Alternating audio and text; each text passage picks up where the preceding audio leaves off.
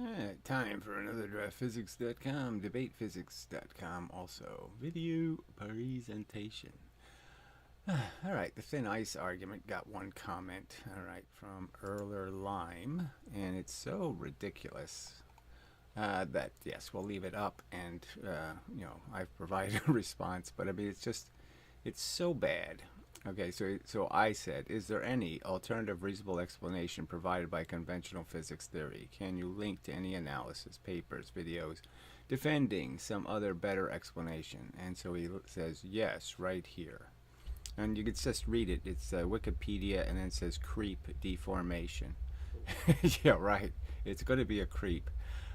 What's your next question? So, as if this is a real response in some way on the subject, and so I think you should be able to see this Wikipedia page. Yes. So it's about the fact that glaciers creep a little bit, heavy things, and that hot metals slump, and so that's this explanation. So he's arguing that somehow this infinitesimally small amount of creep or slumping has something to do with the subject, that no matter what I make the ice out of, I mean, we could use thin ice, or we could use balsa wood, we could use puzzle pieces connected together, magnets connected together, where it has all kinds of weaknesses, and we could even make a bridge out of it, so its connecting points are the real points where it breaks or gives way. And the simple fact is this will always work, this experiment, where there's a speed you can go where it won't collapse, because you're not going to be able to apply any downward pressure, because the fact is you're not in the force applying the pressure long enough to apply any pressure. And that's the obvious, simple explanation, and this is absolute nonsense as an explanation. So he says, I'll just read a little bit. In material science, creep, sometimes called cold flow, is the tendency of a solid material to undergo slow deformation while subject to persistent mechanical stress. So we know thin ice isn't under any huge amount of mechanical stress. It's floating on the surface. It can occur as a result of long-term exposure to high levels of stress that are still below the yield strength of the material, so it doesn't fracture the material. Creep is more severe in materials that are subjected to heat for long periods of time, generally increasing as they near their melting point. So you could argue that this is what causes the Twin Towers to fall down, is the fact that the metal gets weak as you heat it. But so what? That's the whole point I'm arguing, is that whatever the weakness is caused by, you can reduce your capacity to take advantage of that weakness and fall through by merely increasing the speed with which you travel across the surface, or whatever it is that's under this stress. So anyway, this is just a complete nonsense response. I mean, a waste of anyone's time who actually clicked on this link. It has absolutely nothing to do with the subject, and it just proves that they have no counter arguments. They're just not going to go anywhere near the subject and pretend this is an argument that's been defeated by some nonsense. And so it just shows they have no respect for the truth and finding the truth. And that's bad on them, frankly. It should be bad on you for thinking these are the kind of responses that you think are credible, or that physics should be making. People defending physics should be making arguments that bad. I mean, it's a ridiculous, again, it's just a ridiculous argument. So, there is this other response to the thin ice response from Robbie the Spring. Okay, so let's see what this one is. Probably, no doubt, just as idiotic, but let's see. There's a perfectly normal explanation for a thin ice thing, and it has nothing to do with gravity needing time to produce weight. It's just mixing up how materials fail and how gravity works. So, says you, but whatever. Ice doesn't break because gravity slowly ramps up your weight. Yeah, it does. So it's all about how much weight is put on a surface, and it can be a small surface or a large surface. I mean, in some respects, it doesn't matter how you step if you're placed on thin ice. It's just your weight that'll make you fall through. And then obviously as you step, well, feet produce a higher density of pressure per square inch. So you could slide across the ice, but obviously you're still in the same predicament. If you slide across the ice and you weigh more than the ice is going to tolerate, you're going to follow through. So it's really all about the speed with which you are on the surface. How much time do you spend on the surface applying a pressure? Your weight is just mg. So you say it is just mg. The whole point is no, it's not, because mg takes time. So again, there's no such thing as instantaneous mg, and that's what's proven by the experiment. The instant you're standing time, there.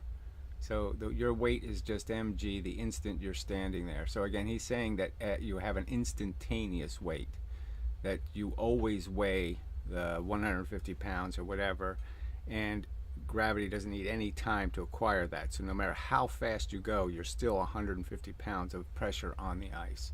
And it's a silly answer, it's wrong, it's stupid, and again, so you're just making my argument for me that you people just have no interest in the truth at all. Alright, bathroom scale doesn't take 3 seconds to load your weight. It takes time. That's the point. So no one said it takes 3 seconds. It might take 3 milliseconds. But if gravity still needs those 3 milliseconds to apply the weight, and neither does ice. So again, says you with no evidence. So there's no evidence bathroom scales instantaneously produce your weight. No evidence at all. What actually matters is, says you, ice bends before it breaks. So what? That's not the argument. The argument is it has a knowable amount of pressure you can put on it to fracture it. You could test the pressure, and the fact is you can defeat that. It needs a sustained pressure in one spot to deform enough to crack. So we know it's not about the spot, because it can crack outside your perimeter. A bridge can fail at the 2 points it's connected to a cliff, let's say. It doesn't have to fail in the middle. It can fail on the outside edges. If you're moving, your foot leaves before the ice has time to fail. So that's just ridiculous too. Okay, how can it be instantaneous weight and then somehow your foot leaves before? You're using the word before. That's a time word. Do you understand? You've just said that the weight is instantaneous. Well, before doesn't allow for an instantaneous. You can't defeat instantaneous with a before. This is the same reason you can run across coals without cooking your feet. Well, yes, it's a perfect analogy in the sense that the heat needs time to get to your feet. And if you don't allow it that time, you're not going to get your feet burned. But we know that people who walk on coals, they're also not using that principle. They're using the fact that their feet are wet. Okay, and they create a layer of steam between the fire and their heat and their feet. Contact time matters for the material. So whatever that, it doesn't matter. We're just saying any material you use. Like I said, you could just use puzzle pieces put together, very weak. And the fact is, there's a speed you can go where you won't break the puzzle pieces. Not because the force hasn't kicked in yet. Well, that's exactly what it is, and you haven't defeated it with anything called evidence. So I asked for evidence of a video or a written paper or some kind of documentation besides you just asserting, and you couldn't provide that, obviously.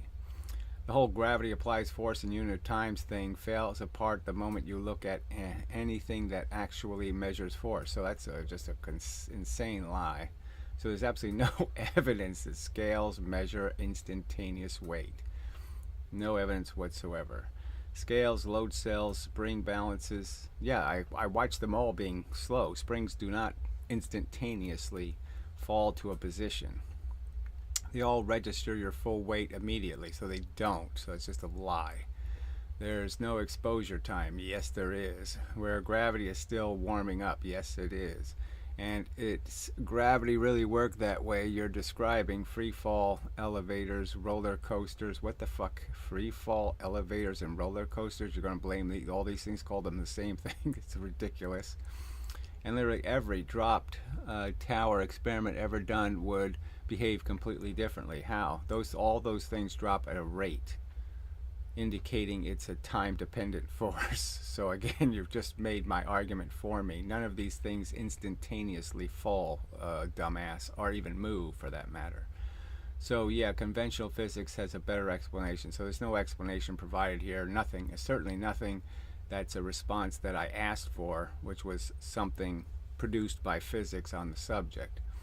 Thin ice fails slowly, and not gravity acting slowly. So again, that's just moronic. If it's instantaneous weight, it has to be guaranteed failure. You can't avoid the failure. If it's instantaneous, then it's always the same. There's no way it could change. You can't change the weight. If you say it's instantaneous weight, you can't change it, moron. The work equation and the kinetic energy theorem aren't threatened by someone, whatever this is, sprinting across a frozen pond. Well, the argument is that they decisively are, just as a lever does conserve momentum, and it's a decisive argument, just as all these arguments are decisive. So you're obviously just showing yourself to be an archaic, religious, flat science person. You just don't want to accept what the evidence indicates. They've confirmed every time something falls, so there's no confirming when it falls. Nothing falls at instantaneous speed. So again, just another huge lie. Okay, collides or gets lifted. So again, the stream argument is an indication of the proof. You know, just shooting something across a gap is an indication of the proof. The fact that gravitational objects bend into the gravitational force in units of time is proven. So you're just showing yourself belligerently stupid, belligerent in your denial of the truth. But I'm sure this will be declared mush. It'll be declared disgusting that you even type this tripe, because it is not on the subject, it doesn't explain anything, and it's using a false premise of instantaneous action in the universe. There's no instantaneous anything. And ignored like everything else that doesn't fit the script. So I'm just saying this is great proof for my side. Thank you. Okay, you've established that you can't produce anything credible or rational or reasonable to indicate in any way how the simple explanation that the faster you go across a gap, the less you'll fall down into the gap, is just an absolute fact, and you're proving that you just couldn't care less that that fact exists, and you're just going to believe your silly fable in spite of the absolute facts that demonstrate it to be weak and stupid. So thank you for that. 3 upvotes for this piece of steaming shit. Yeah, so I mean, what could you say, right? I mean, I've done my part. I've provided reasonable arguments, and this is the crap you get in response. So in spite of, so first, well, at least they didn't have a pile of insults in it. But I mean, that's all they can do, is puke a bunch of insults and then make some statement about some sort of instantaneous motion that can be produced by gravity. And it doesn't produce instantaneous motion. It takes time to be accelerated by the force, just as it takes time for your boat to be accelerated by a stream, and it takes time for wind to catch in your sail. All of these things take time, because that's how force is applied in this universe. So thank you for being really stupid and demonstrating that all they have is really stupid as a response. That's all they can produce. Right, so I guess I could read the current post, and we'll see if that gets any responses and such. So the current one is simple decisive logical proof against the kinetic energy theorem. Alright, and so this is the simple argument that if you did this experiment in space, just produce something that produces a consistent moving pellet. Have the pellet stick to a larger mass, and the fact is that if 1 unit of that force sticks, there'll be 1 velocity. If 2 units stick, there'll be 2 velocity. If 3 units stick, 3 velocity. And it will prove that it only takes 5 times the force to go 5 times the velocity, and it does not take 25 times the force to go 5 times the velocity. So consider an experiment done in the vacuum of space where you have a massive object which propels small bullets at precisely the same velocity. You shoot the bullets one at a time at an object perhaps 1,000 times the mass. The bullets stick to the larger mass and become a combined object with a conserved momentum of the bullet. When one bullet hits the object, 1 unit of velocity. When the second bullet hits the object, requires the same 1 unit. I should say that should be acquires. So, well, anyway, acquires 1 unit of velocity. After 5 bullets hit, you have 5 units of velocity. The absolute fact is it only required 5 units of force in the form of force-carrying bullets to produce 5 units of velocity. The experiment completely refutes any notion that 25 times the force is required to produce 5 times the velocity. It also logically refutes any notion that 5 times the velocity does 25 times the work. The kinetic energy theorem is decisively proven an impossible fable. It's impossible.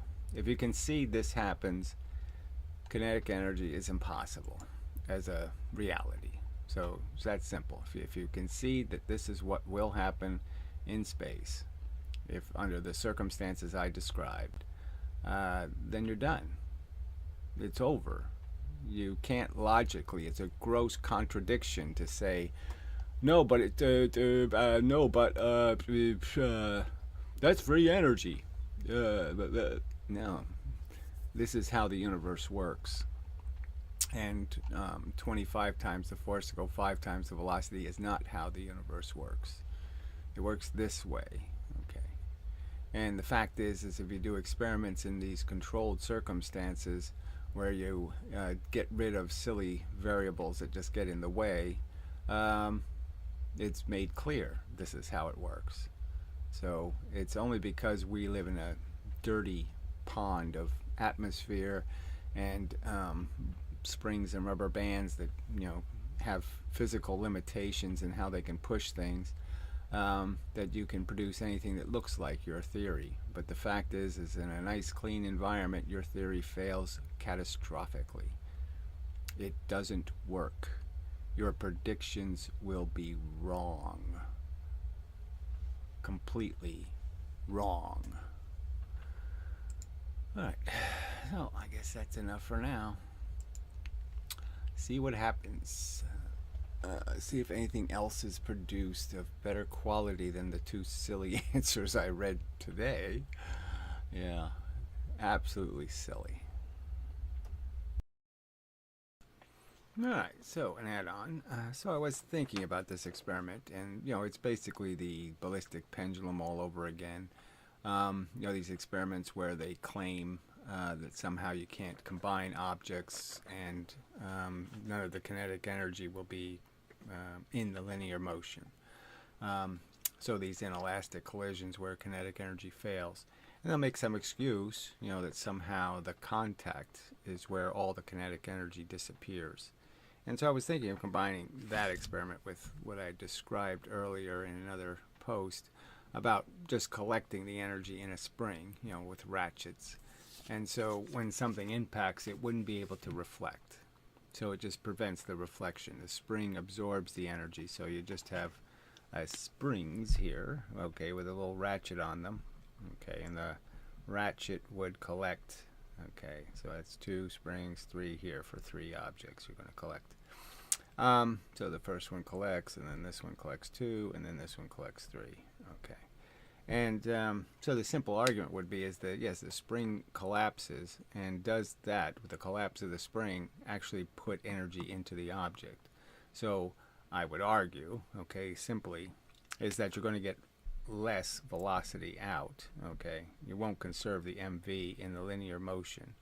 And so the spring will actually absorb that little piece of energy, okay? And the only energy that'll go in is the energy that the object actually felt, putting a counter pressure to the spring that didn't produce, where the spring didn't compress anymore. Okay, so once the spring stopped compressing and there was some force impact, So it just demonstrates that you can't have your linear motion and a compressed spring.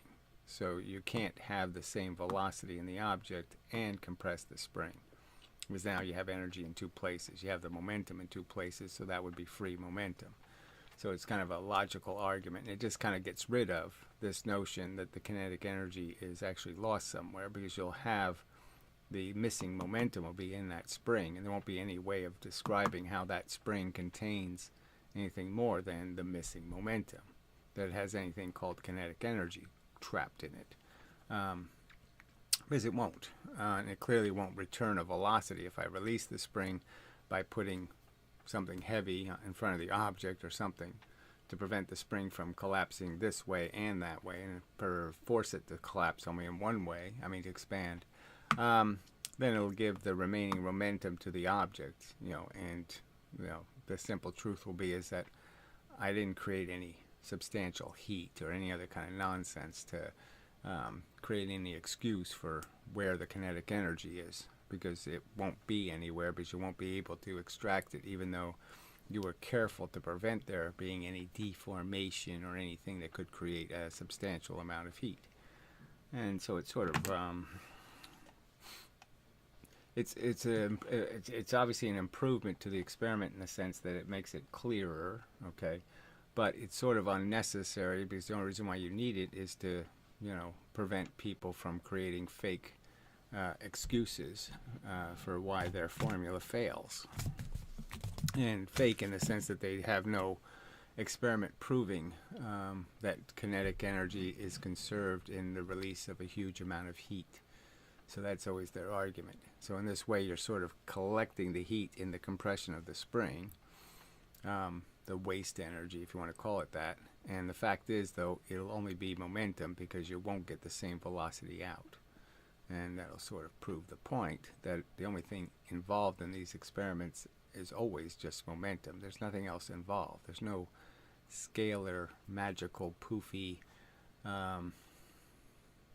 whatever, motion that doesn't have a vector. There's no unvectored motion. There's no motion besides the linear motion you started with. That's all you had, is the linear motion.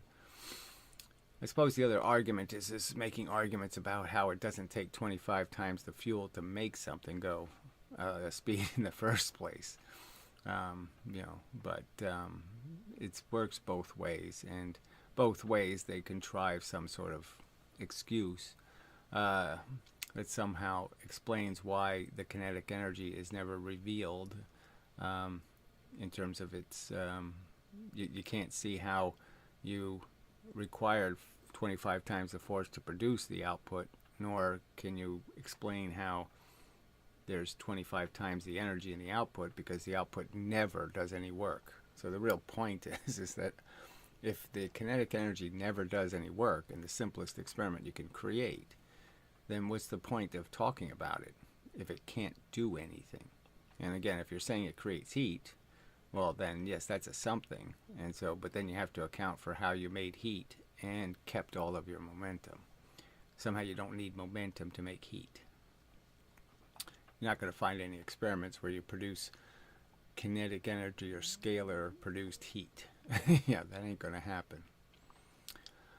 Alright, I guess that's enough. I suppose since I'm here, I might as well see if there's anything new, but I doubt it. And there isn't. Okay. So, till the next time and such.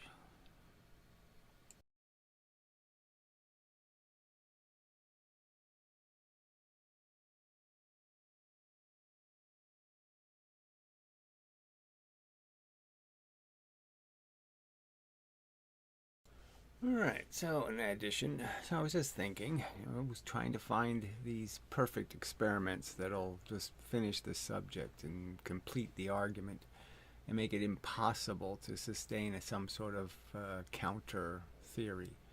So anyway, so yes, my project is to debunk their experiments. Their project is to try to debunk mine. Seems reasonable. But they don't do any of that, frankly, so far. We haven't gotten any of that, any indication that they're capable of doing that. So anyway, this is simple enough. I guess I'll read what I wrote to go along with it. Another best done from space experiment proving kinetic energy to be a less than credible theory. Consider a spring in space, a one mass on one end, a four mass on the other. The spring is stretched a distance, then released, initiating an oscillation. On one side of the oscillator will be a one mass moving 4 velocity, on the other side will be a 4 mass moving 1 velocity. Conventional physics states that the one mass moving 4 velocity has 4 times the kinetic energy. If I now replace the one mass with an equal 4 mass and stretch the spring the same distance and release it, both objects will oscillate at the same 4 mass speed, and the system will have lost 3 units of kinetic energy.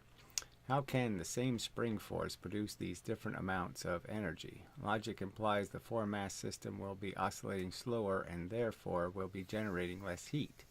Indicating heat loss cannot be used as an explanation for the missing kinetic energy. So I wrote that before I decided that, oh yeah, well, we might as well throw in the one mass and the one mass, because that'll also demonstrate how this whole thing doesn't work. So if I have the two one masses, I'll end up with 8 KE in the system oscillating.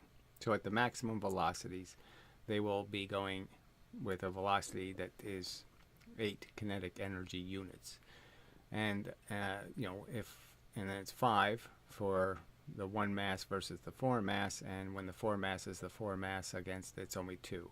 So there's this huge difference in the energy produced by exactly the same spring compression. And the question is there any explanation for why? There's no air resistance. The heat, as argued, is going to be minimal for the object that has the highest kinetic energy number. So the high kinetic energy is the one losing the most to heat. So we can't really use heat as an argument. And there really isn't going to be an argument, right? I mean, this one's pretty airtight. So you have the same momentum in each system. You have the oscillating speeds will be very fast here, be very slow here, and if you were to get hit by these objects, they have the same momentum, but they don't have the same kinetic energy. Yet they were produced by exactly the same force. So how do you explain that? How do you explain that away? So this could be done on an air track. This is simple enough, this experiment. So Professor Lewins had done a little bit of it in the sense that he had an uneven oscillator, but he didn't measure any of this. He didn't compare, doing the 3 different experiments, with 2 light masses, 2 heavy masses, and a light and a heavy mass. And to see, too, if it processes it all. Does the system itself move in a direction? So since there's more energy on one side of the oscillator, one would expect it to be processing. Or it's hard to say which way it would process, though, right? Because it has 4 times the energy going this way, and then it has 4 times the energy going that way. So it should do this anyway. But the prediction is it won't. That the fact is it's going to be exactly the same place. It's just going to oscillate in space. So if you did it in space, the spring's just going to oscillate where it is. It's not going to. So if I have no masses on the spring and I stretch a spring in space, it's just going to oscillate. It's not going to go anywhere. And the truth is that this is the same work required. It's the same momentum to move the things. We know how springs do this. So we know that springs will be able to do this function of making the one mass go 4 times the velocity of the 4 mass. It will happen. If we do the experiment. That's been proven with rubber bands and different things that, that's what's going to happen. So it's sort of airtight. I've only been thinking about it for 15 minutes, so maybe somebody can find some way to explain how this experiment with the 4 masses somehow loses 4 times its energy. It's missing 4 times the energy. 4 times the energy is gone. 4 times the kinetic energy is gone. It's missing. So I did exactly the same torque in the spring, and I'm missing 4 times the energy, 400%. When I was going to describe it, a gigantic amount of energy is missing. So, it seems pretty decisive. I guess I could just do it with the 4 masses and the 1 mass and just forget about this intermediate one. But we'll see. Maybe I'll change the text. think it's pretty decisive. I mean, game over, blah, blah, blah, blah, blah, blah. But anyway, we'll see. So, till later. I think. Well, let me just check while I'm here. Right? That's the thing to do, is to check while you're here. While I'm here. Yeah, that's right. I'm here. I did notice on the horrible, awful channel, yeah, they just keep bragging of, these slanderous statements made, impugning my character, especially with women, as if I have in some way exploited or in some way molested or damaged a woman somewhere, and it's just such an outrageous lie. And I'm just surprised at the character of people, that they don't find that offensive, that somebody can just make up lies like that and spill them on the internet, and they'll applaud it and reward it. Just disgusting behavior, really. It's just so disgusting that people can perpetrate these crimes, and there seems to be no accountability. So I'm going to have to enforce that, I suppose. Like, that's what it's going to have to come down to, because it's this is gross behavior. This is a professional physicist at a university perpetrating these silly crimes because his feelings are hurt. It's just disgusting. But anyway, it is the internet now.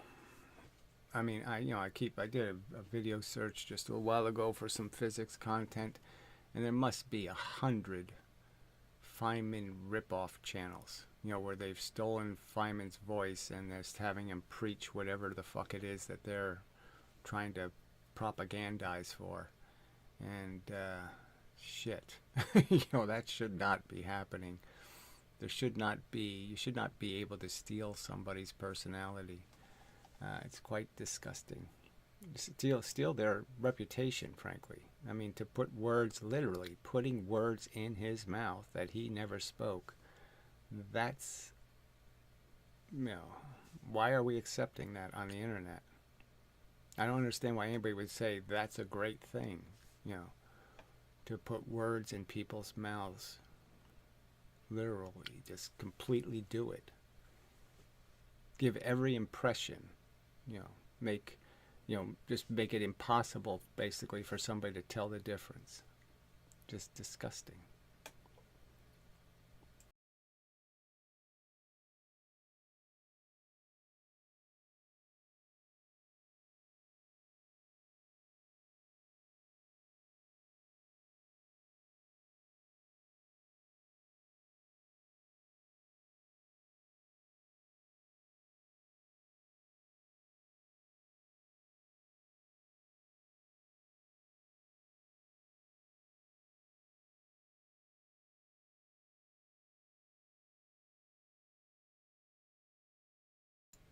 Well, that didn't work. Yeah, so I guess the other video is lost to error code. I don't know. Well, we still have one here. Let me see what this one is. And go ahead. Yeah, there's no sound there either. All right, so a little more to add gibberish. Anyway, so Bobby the Spring comes back with, as a response to Draft Science, read your comments even though they've been blocked. Yeah, well, I just point out that this is why people are blocked, is because they can't stay on the subject. So maybe you believe that these comment threads should be full of a bunch of disconnected crap.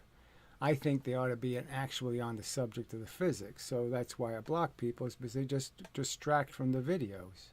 Why post a video and then have comments that aren't on the damn subject? What's the point to that? That's my argument. All right, I think it's because he lacks material. Well, I don't see how. I mean, every day I'm producing it, so I don't know what that it could even mean. But anyway, it happens a lot of times on YouTube as well. Well, I don't even know what that could possibly mean either. He will block someone for posting comments on his channel, then he and he ejects to, and then in his next video go to that person's channel. Yeah, exactly. So, because I'm going to prove that I haven't blocked them because they're making great arguments. I'm blocking them because they're assholes who can't stay on the fucking subject, and you're just proving the point. You're not on the subject or anywhere close to it. This post has a subject. You're not on the subject. Clearly. Or a channel that allows that person to post and then reads their comments on there. Yeah. So I'm proving that you don't have any links, you don't have any comments, you don't have any brilliant comebacks, you don't have anything on the subject. You just have this crap. And now that you're just proving my point for me. Why should I let somebody post crap like this? What is this crap? This crap doesn't have anything to do with the subject. I can only assume that he gets a dime for each time he bans someone from his channel. So obviously it's kind of silly to point out that I'm in this for any other reason than to defend my understanding of reality and the fact that you people are all selling shit. And that's it. You're selling shit, and mostly to kids. Okay, although if this were the case, then he would probably own at least 3 private jets. So there was nothing here on the subject, right? Nothing, 0. So that's why you are blocked, is because, I don't even think he's blocked, I'm not sure. But that's why you are, is because you can't get anywhere near a subject. Now this asshole is blocked because he just types all this crap as if this is, all this, let's put it in capital letters, let's put it this way, let's put it that way, and it has nothing to do with the goddamn subject. It's just miles of gibberish. And again, why? I mean, he's making it look like he's going to say something, that's significant. And it's just a waste of people's time because there is nothing here on the subject, right? I mean, I haven't read it yet, but I'm sure there's nothing on the subject. So I see, I don't know why, but only a part of my text is showing. Well, whatever. Here's the rest. So whatever that could even mean.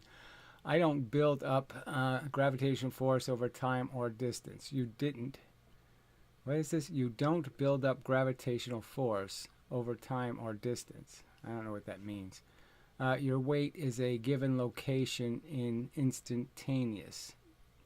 Your weight at a given location is instantaneous. So W equals mg. So, I mean, it's just the silliest thing ever said, because everybody who knows anything about gravity knows the acceleration isn't just in 1 second units, and it's half second, quarter second, millisecond units. It does exactly the same thing in even tiny scales. It's still doing the 1, 3, 5, 7 thing. So if I made one unit of distance 1/1,000,000th of a second, it would still be doing 1/1,000,000th of a second, go that far. In the second millionth, it would go 3 more units. In the third unit, it would go 4 more units. It just keep doing that. Asshole. So you're just plainly wrong. So what's the point? You've made emphatic statements that you have 0 evidence for. There's no such thing as instantaneous acceleration. You're an idiot. That is, whether you are standing still or running, your weight remains mg. So it actually doesn't. I mean, it's just a fact that it doesn't. Okay. It does not change because of time or exposure to the speed of motion. So again, they're basically arguing that I cannot possibly go quickly over a scale and reduce the impact weight registered on the scale. And of course, I will. So there is no conventional physics concept that gravity gives force in units of time, says you. So there's certainly no proof here. There's no evidence indicating how it's possible to be any other way. So it's really a dumb argument, frankly. Conventional physics concepts that explain the thin ice mechanics. I mean, I'm just saying, if you weighed across like a bridge span, you just weighed the bridge, weighed how much pressure was on the bridge. The faster you go across the bridge, or less total weight is going to be on the bridge. All right, here are some actual relevant theories. Bullshit.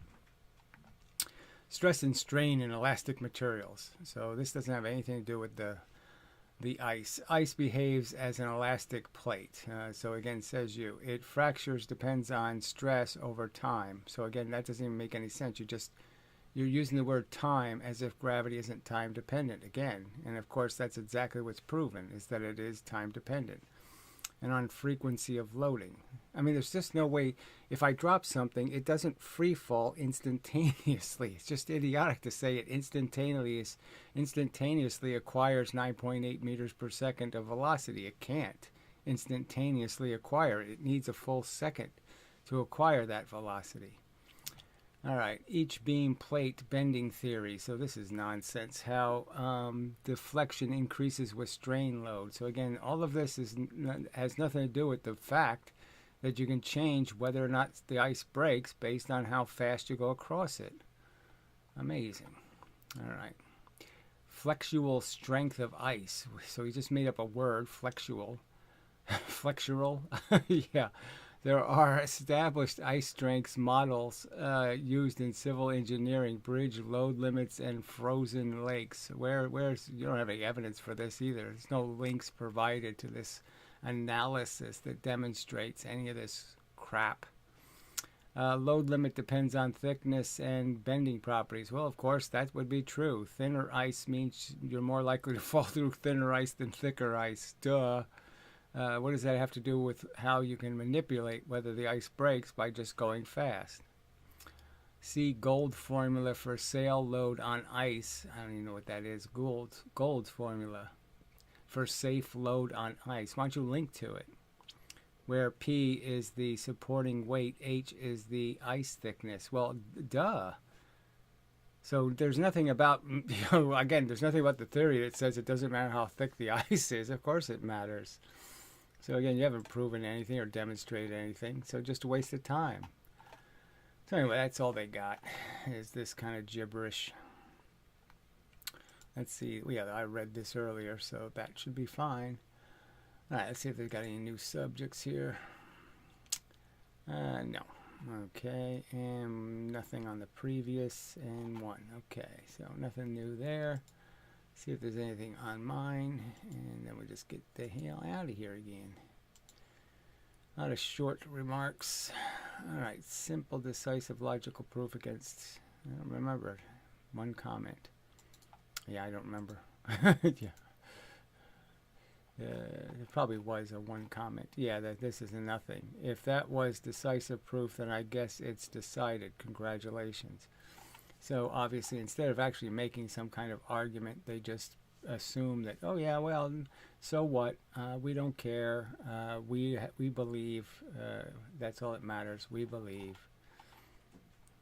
It's really all he's saying, right? There's nothing else he's saying. It's just, belligerently stupid all the way down.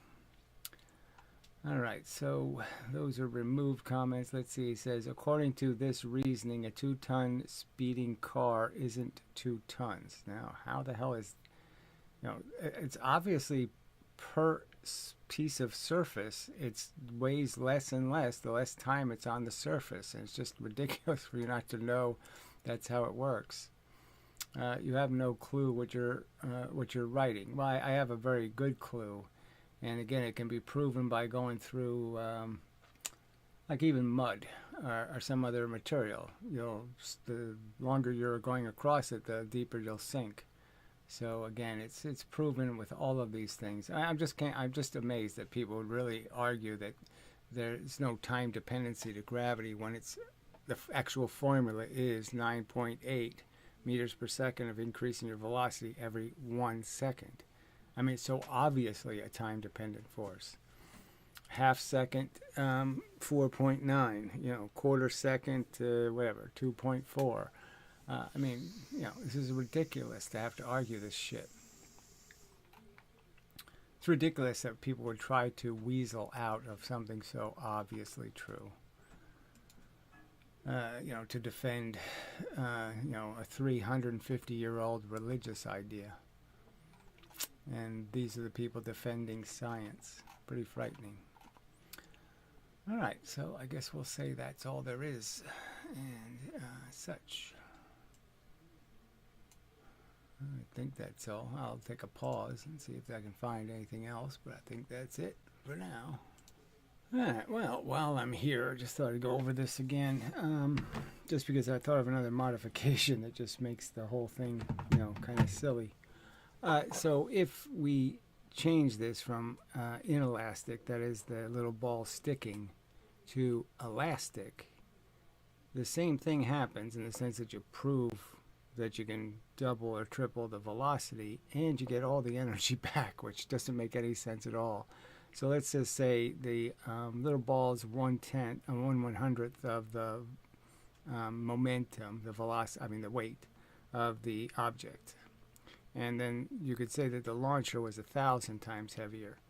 And then let's just say the launcher has, an elastic surface. So it will also bounce back off the elastic surface. So then you have the ball would go between the two surfaces. I don't know, I guess I could just redraw it again. I got to redraw it on here. I should have thought of that previously, so I will do that.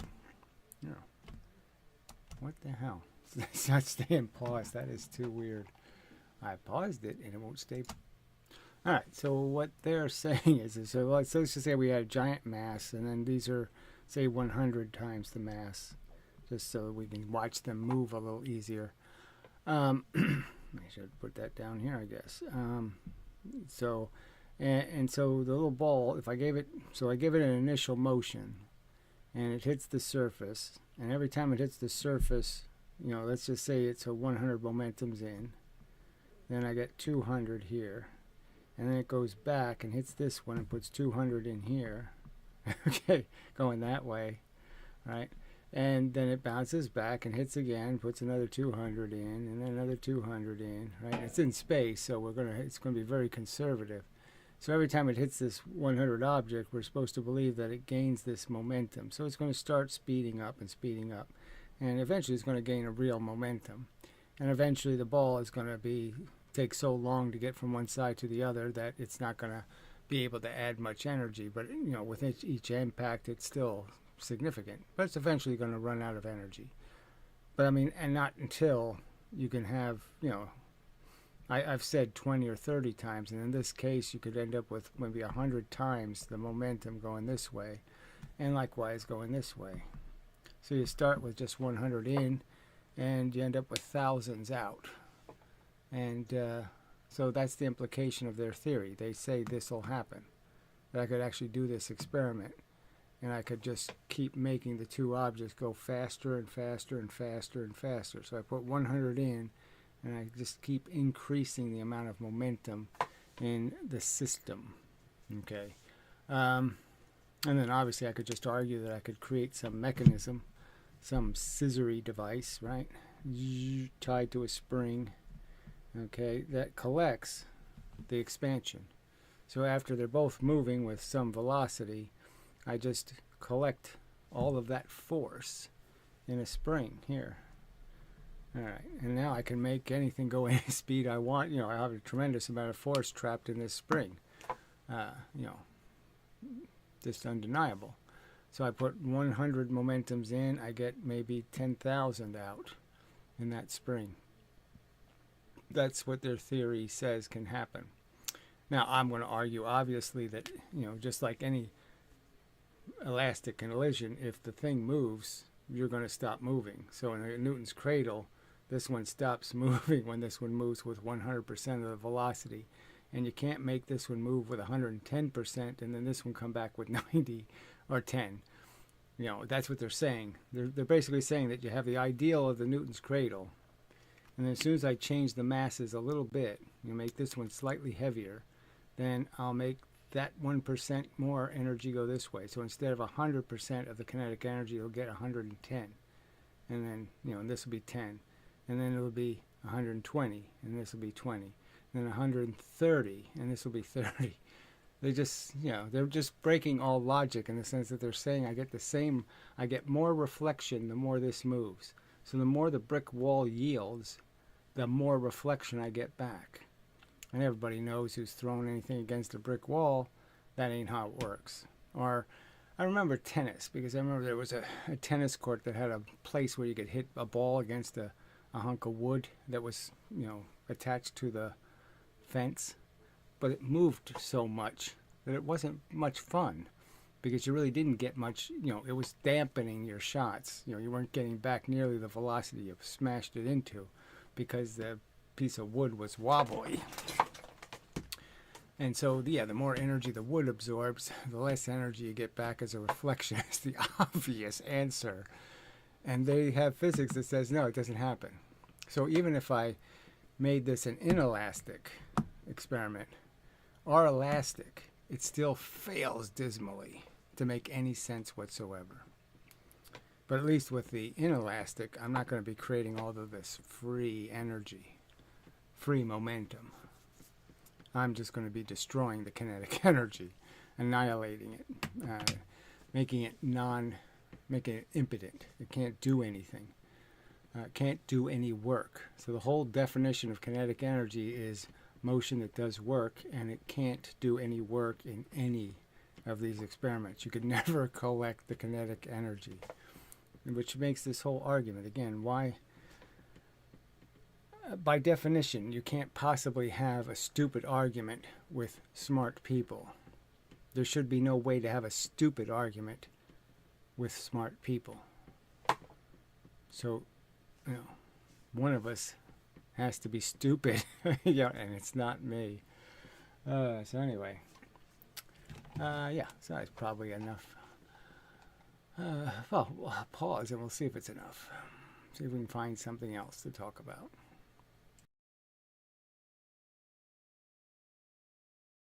Alright, I'm back on such. So, I could talk about that some more, but the spring one is more interesting, I suppose. Don't have a drawing for that yet. So I guess I'll erase this one and just talk about it some more because I like it.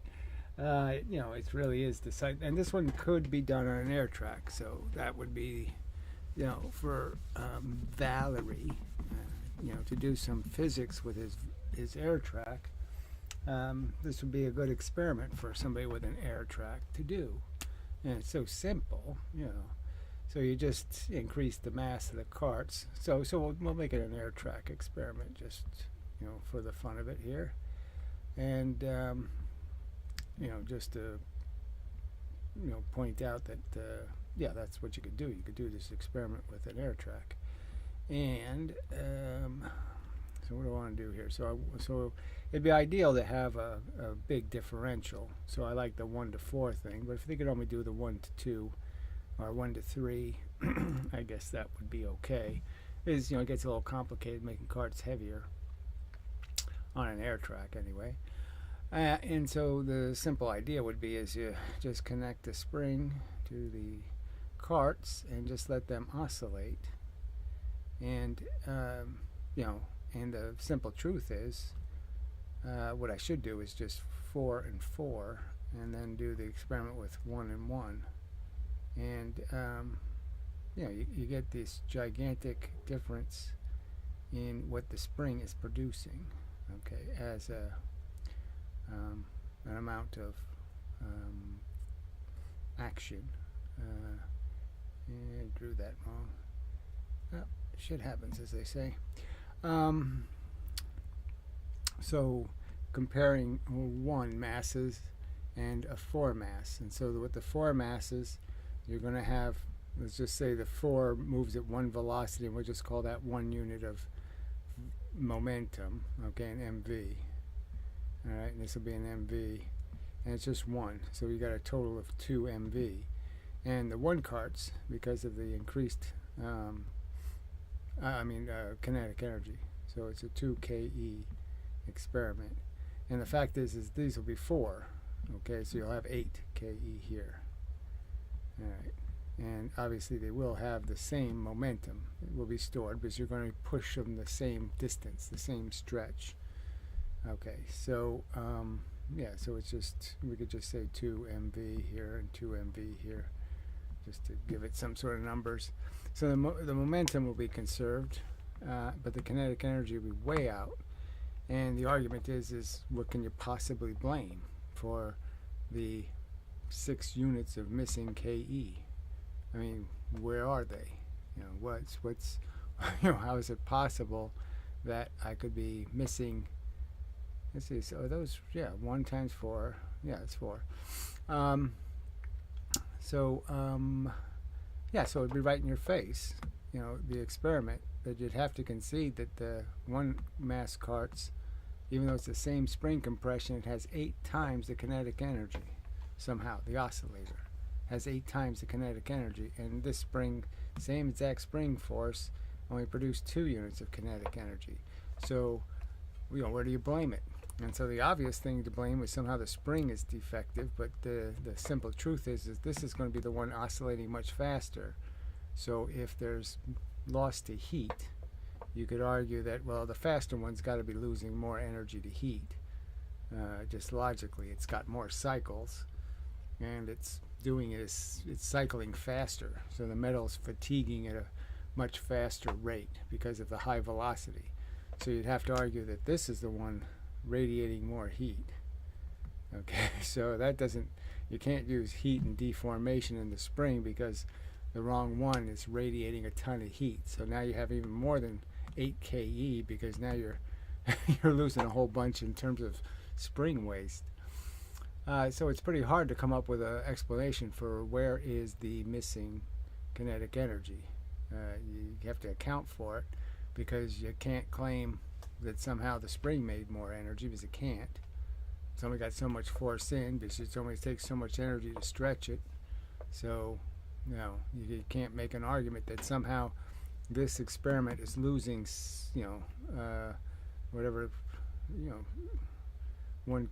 4 times the energy is leaking out of this experiment somehow.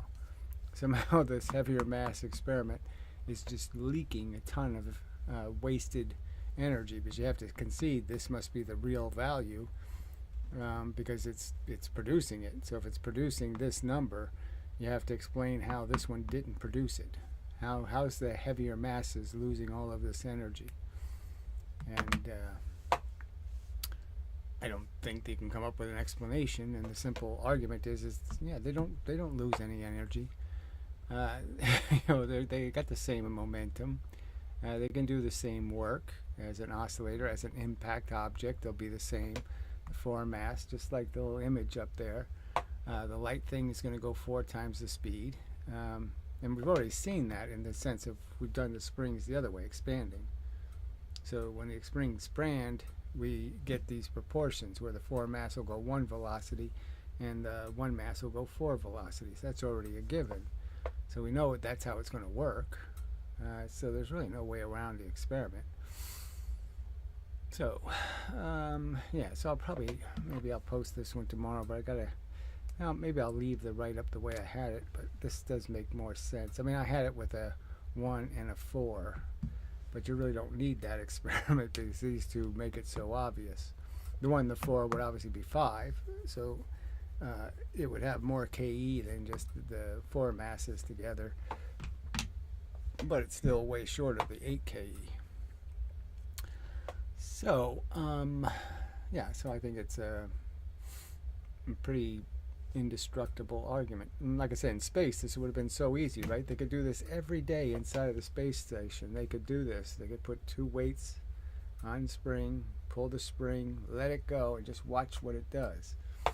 And obviously, if it had so much energy on one side, you would think it would, process pretty wildly, in direction somehow, or do something kind of uneven. But it wouldn't. Because the fact is, from the spring's perspective, it's just as much work making the 1 mass go 4 velocity as it is to make the 4 mass go 1 velocity. Same amount of work for the spring. And so, there's not going to be any issue. It's just going to sit there and oscillate just fine. And both of them are going to, both experiments will actually produce these outcomes, and the momentums will make perfectly good sense, and these kinetic energy numbers will make no sense at all.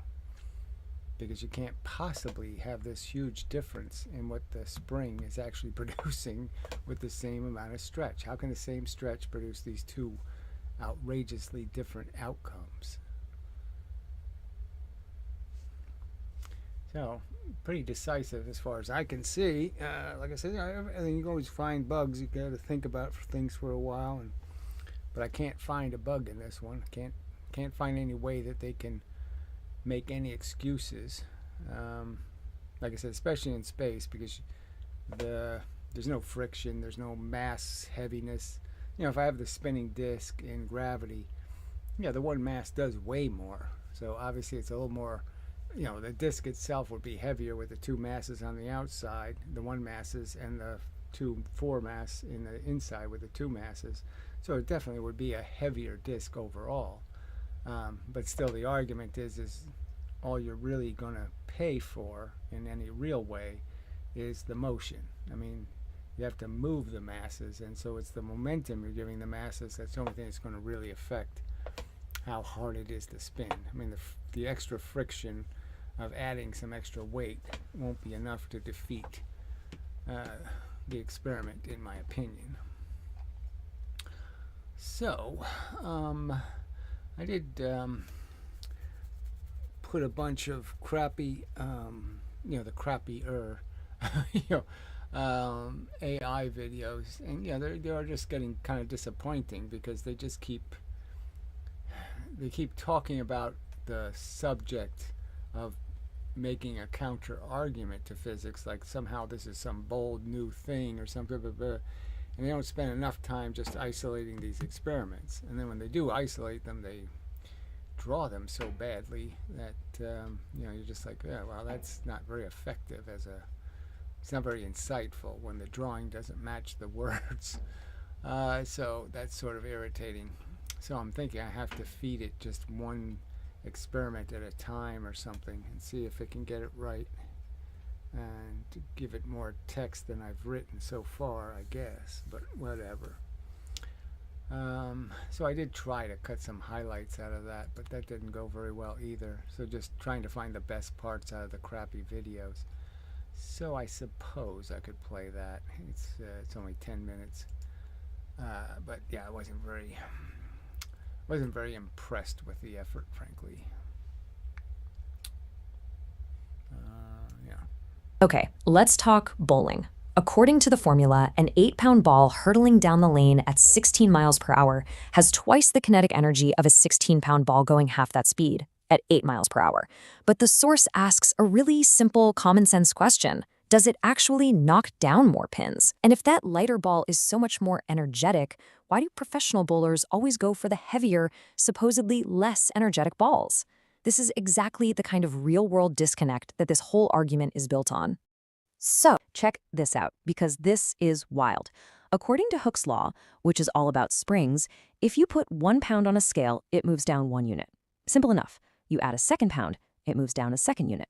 Each action is identical. You added 1 pound. But here's the kicker. The kinetic energy formula implies that the 2nd pound, that 2nd unit of movement, somehow stores 3 times more energy than the first one did. How can the exact same action, adding 1 pound, produce 1 unit of energy one moment and 3 units the next? The source just says that's a clear contradiction. It doesn't add up. The author basically throws down a gauntlet with a list of challenges. Is there any real-world test that shows it takes 25 times the fuel to go 5 times as fast? Or that a lever conserves kinetic energy instead of what seems way more intuitive, momentum?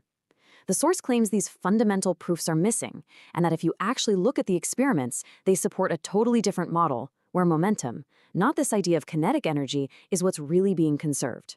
See, we're all taught that gravity's effect is about distance. How far you fall determines the energy you gain. The source says, nope, that's completely backwards. The argument is that gravity is a time-dependent force. You gain momentum not by traveling a certain distance, but by being exposed to that force for a certain amount of time. Just look at this free fall example. In the first second of falling, an object gains what we'll call 1 unit of energy. Okay, in the second second, it's in the force of gravity for the exact same duration, 1 more second.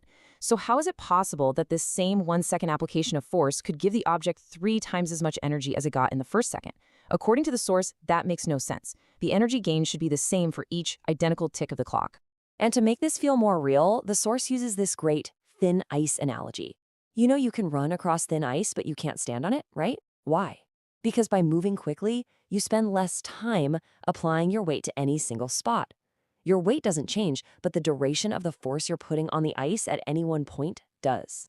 The author argues this is real-world proof that force is collected in units of time, not distance. All paints a picture of a push universe. You can imagine it's all made of these elemental bits of force that are just constantly moving, always zipping around. These bits collide with matter, with electrons and protons, and that's what gives them momentum. Heat, gravity, light, they're all just different flavors of these force bits pushing on things. It's a totally mechanical system that, the source argues, could dramatically simplify how we see the universe. A little puzzle. You've got two bowling balls. One's 8 pounds, moving at 16 miles per hour. The other is a 16-pounder, moving at 8 miles per hour. Now, they have the exact same momentum, so you'd think they'd have the same energy, right? But nope. According to standard physics, that lighter, faster ball has double the kinetic energy. So why in the world don't all pro bowlers just use lighter balls to get more power? Well, that's the paradox we're going to unpack today. Circle back to those bowling balls. Look, if kinetic energy is the real deal, the true measure of how much work a ball can do, that lighter ball should just obliterate the pins. But we all know that's not what happens. The argument here is that in a collision, only momentum is what actually gets transferred. And if that's true, then maybe momentum is the real energy of a moving object after all. And the author goes right back to the source, to Sir Isaac Newton himself, and says, look, Newton's second law is pretty clear. He basically said that the motion you get is directly proportional to the force you put in. A simple one-to-one relationship. That sounds a lot more like momentum, mv, than some complicated formula with a velocity squared in it. On Earth is a time-dependent force. Well, think of it like this. Imagine you're standing out in a steady rain. The longer you stand there, the wetter you get, right? The rain doesn't care how far you've walked, it's all about the time you spend in it. The source argues that gravity is just like that. It's constantly raining down on us, and every single second an object is falling, it's collecting another fixed unit of downward momentum. This free fall example is absolutely fascinating. In the first second an object falls, it gains 1 unit of momentum from gravity's pull. In the second second, since gravity is a constant force, it gains exactly 1 more unit of momentum. But here's the catch. Because it's already moving, it travels 3 times the distance in that second. Standard physics says this means it gained 3 times the energy. So the source asks a really simple question. How can the exact same force, applied for the exact same amount of time, somehow create 3 times the result? Here's another way to think about it. Imagine you throw a ball across a stream, but there's a current pushing the ball downstream the whole time. It's pretty obvious that the longer the ball is in the air, the more time it spends crossing, the more downstream momentum it's going to pick up from the current. Gravity, the source argues, is that current. It's not about the distance you fall, it's about the time you spend falling. So, the source basically has a hit list of classic experiments. First up, dropping balls into clay. The argument is that this is just deceptive. A faster impact is more pointy, so of course it's going to go deeper than a slower, blunter one. It has nothing to do with energy. Second, those low-friction carts you see in classrooms, the claim is they often have heavy wheels that soak up a ton of energy as rotation, which messes up all the linear calculations. And finally, springs. The source claims they're just not good at giving their energy back to lighter objects, which skews the results to make the kinetic energy formula look right. The author points right to Isaac Newton. The argument is that Newton's own second law basically says that force and motion have a direct one-to-one relationship. You push with 2 units of force, you get 2 units of motion. Simple, just like momentum. Okay.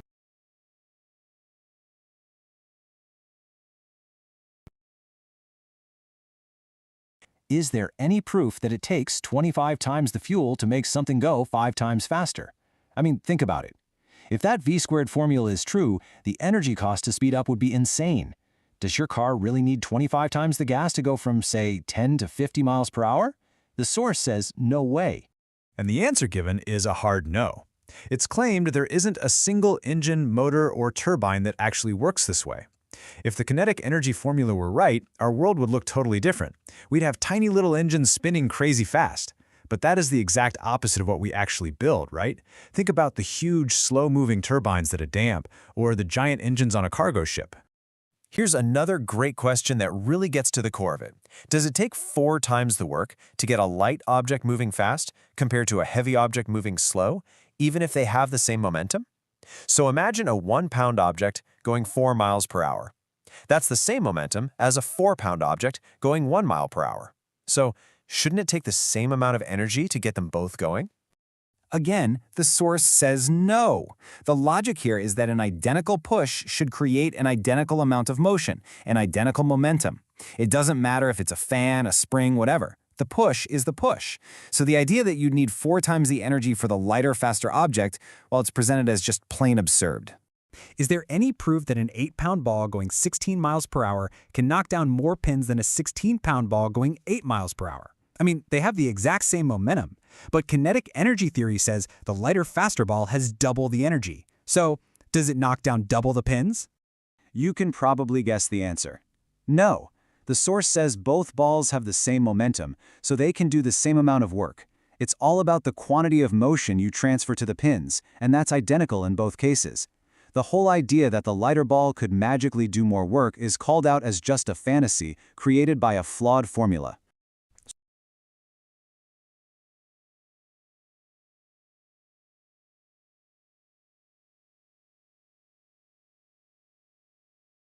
Yeah, I'll wait for it.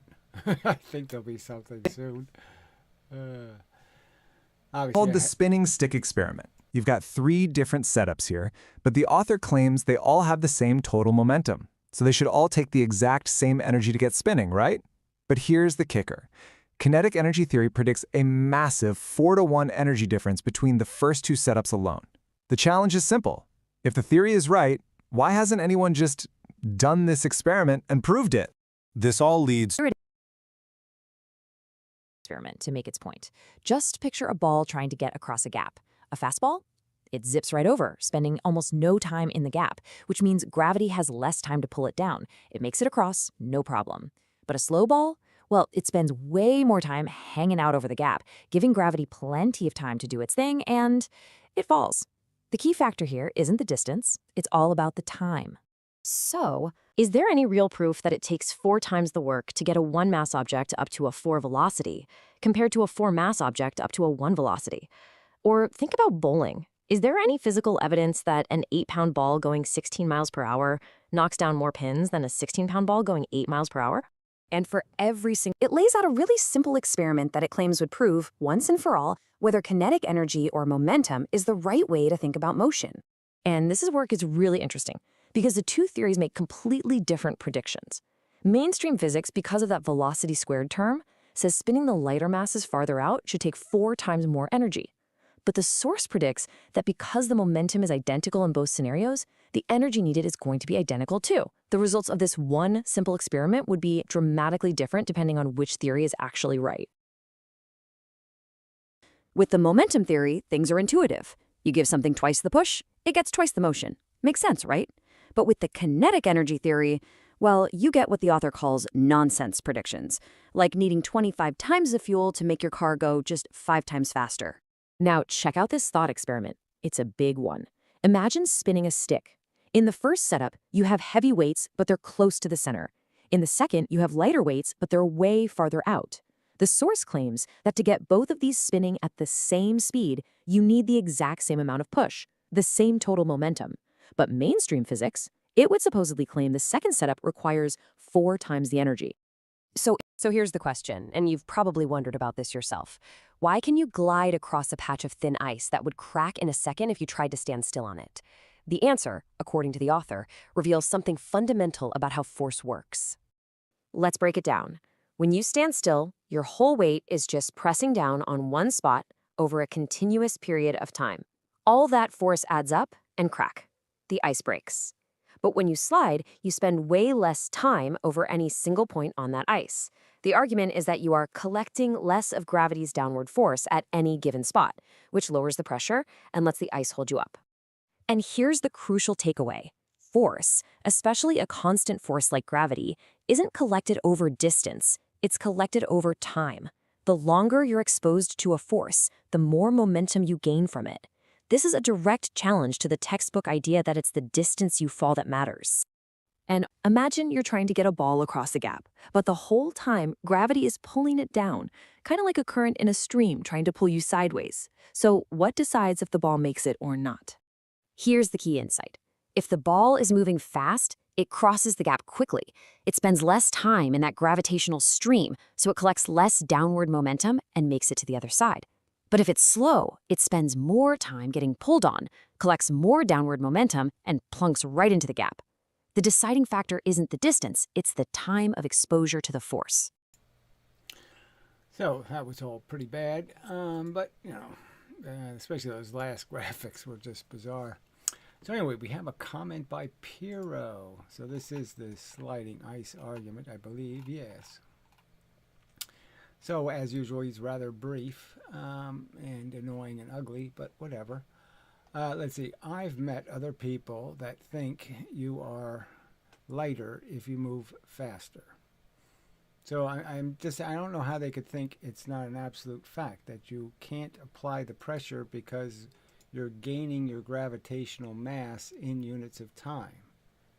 You are, in fact, collecting it and you're depositing it into the ground. So, unlike rain, okay, your contact with the earth is a drying agent. So you can understand it like a towel, and it's going to absorb the wetness out of you. And so you're really saying the rain is coming down, you're getting wet, and the more contact you have with the ground, the more your wetness gets absorbed by the ground, and therefore you get drier. But I mean, look, the crossing the river example is the same as the thin ice example. I was just basically saying you can't, if you're not going down, if you're not applying a downward pressure, you can't break the ice. And the fact is you're going to apply less downward pressure on the ice if you're not on the ice as long. So the shorter the amount of time you're on the ice, the less total pressure you've applied to the ice. And there's just no way to deny that simple fact. But again, you can understand it. It's a per inch thing. You're really also just reducing the per inch weight that you're applying to the surface. All right, so anyway, lighter if you move faster. Obviously, it's like you say. So he's agreeing with these morons, okay, that somehow it's obvious that it's like you say. So it's obvious that weight is always the same, and you can never change how much pressure you're applying to the surface by gliding over it or even flying over it, right? So, I mean, how far are they going to take this? Do they really think, you're still going to be applying the same pressure if you fly over the surface a centimeter high or 2 inches high? I mean, what's the standard? And that even if you were to start off a few inches above the earth and you moved at a very fast speed, it'll take a long time for you to fall enough. Well, it takes exactly the right amount of time. But you'll go a big distance because of your high speed.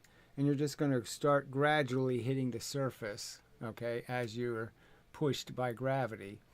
And it's going to be very little pressure to start with, just because of the fact, and as your velocity stays high, it'll stay that much pressure. You can't really increase the amount of pressure because you're never on top of 1 inch of the surface for any amount of time. All right, obviously, it's like you say, it's pretty amazing, really. So he thinks it's amazing, thinking that the faster you go, the less you weigh. So, I mean, they think it's amazing that that people could believe that we don't have instantaneous gravitational motion, that we somehow aren't instantaneously moving. And obviously we don't instantaneously move. I mean, again, their argument is almost like somehow you move 9.8 meters of distance in 1 second, but you got there instantaneously. You didn't have to accelerate to that speed. You just instantaneously had the speed. You don't instantaneously go 9.8 meters per second in free fall. It takes you time to acquire the 9.8 meters, exactly 1 second. So, I mean, it's just amazing that he's this stupid. So to fly, you need smaller wings. So you don't need any wings, okay, to fly. All you need is a trajectory and velocity, which, rockets sort of prove. And that's why missiles can fly with tiny wings, I guess. So what a weird statement. So to fly, you need smaller wings. All right, I'll just try to read the. It's pretty amazing, really, thinking that the faster you go, the less you weigh. So to fly, you need smaller wings. And we know that the whole, taking advantage of air, okay, you can't fly in space, okay, there's, wings won't work anymore. So we know that wings are just about manipulating air, and it doesn't work in a vacuum. So it's, not a meaningful mechanism. It doesn't have anything to do with the force equation. It has to do with the fact that you can, put a sail against the pressure at an angle and change your trajectory. And that's all you're doing. You're just changing what direction you move as you hit the force. And that's why missiles can fly with tiny wings, I guess. Yeah. Well, like I said, they can fly without any wings at all. But they need rudders, you could argue. They need something to keep them from tumbling, oscillating in the turbulence they create. But anyway, so that's just a meaningless statement. But it's just amazing that he really thinks it's impossible for him to comprehend the fact that gravity is a time-dependent force, that you acquire it in units of time, and that every second, just like something hitting you every second, an amount of energy hits you every millionth of a second. You get hit, you get hit, you get hit. You're getting pounded in with units of energy, and that's what gravity is, and that's why it takes time to acquire acceleration. That's why you can't go 100 miles an hour instantaneously. It takes time because you have to keep getting hit without draining something, taking your energy through friction. Now, simple. I just don't know how he could not understand how it's a perfectly viable, reasonable thing to believe, and that all the forces behave that way. So it's almost like somebody saying, I can't comprehend how it matters how much time you spend in sun because it causes sunburn. It's that ridiculous for somebody to say to me, I can't even imagine how you think how much time you're in the sun has something to do with it. When I just, how long you're in the paint spray will decide how much paint is on you. How could people make those arguments? So, every force that behaves just like gravity, inverse square law, causes momentum, is collected, let's just say. Every collectible force that's constant and behaves just like gravity is exactly that. It's a force you collect in units of time. None of them are distant dependent. So, and yet he says it's incomprehensible. Amazing. It just shows frankly, you can just call it dishonesty. You can't, what other word is there for that? It's got to be you just got to call it dishonest to make this claim that you can't comprehend the argument. It's ridiculous. I don't know why it switched the channel here. I didn't ask it to do that. So anyway, so yeah, Puro just posted that a few minutes ago. So, good catch, I guess. Yeah, funny catch anyway. So anyway, dismal audience tonight. Yeah, just nothing. So I guess I'll just bail because nobody's here tonight. And such, and so forth and whatnot. Disappointing as always, but not much I can do about it. I started earlier. You think there would be more people early, but apparently did not. Yeah, so I won't. Got enough subjects to argue, and they're not providing any reasonable counter arguments. So I can only do my part, and I have done it well and appropriately, and the future will see that and recognize I gave these belligerently foolish people every opportunity to be reasonable, and they just plainly refused. So let's see if we can get Valerie Rousseau to do this experiment, and show us either that it doesn't happen, which he can't show us, and just explain where all the lost energy is. How does the same spring compression create two completely different amounts of energy? Well, obviously it can't. Yeah, so there. That's the explanation. Kinetic energy is just a fable. And such, and so forth and whatnot. So, alright, till it be the next time. And, yeah. Till then.